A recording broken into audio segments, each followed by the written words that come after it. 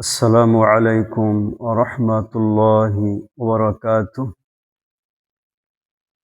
তামাম বিশ্বের মুসলমান ভাইয়েরা এবং বোনেরা, আপনারা অবশ্যই রমজান মাসে রোজা পালন করতেছেন। রাসূল কারীম সাল্লাল্লাহু আলাইহি ওয়াসাল্লাম বলেছেন, দিন বিজয়ী থাকবে যতদিন তারা তাড়াতাড়ি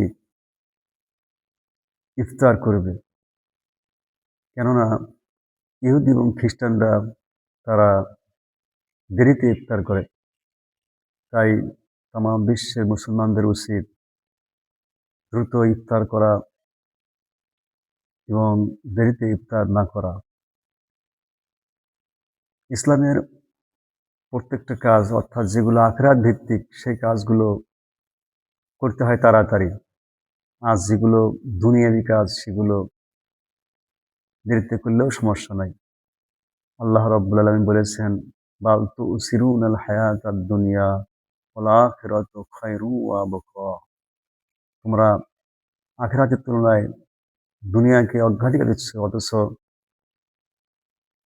আখিরাতের দুনিয়ার কাজগুলো আখিরাতে সামান্যই কাজে লাগবে। কেননা আখিরাত চিরস্থায়ী। তাই আসুন আমরা শীঘ্র ইফতার করি, দ্রুত ইফতার করি, দিন বিজয়ী করি। আসসালামু আলাইকুম ওয়া রাহমাতুল্লাহি ওয়া বারাকাতুহু।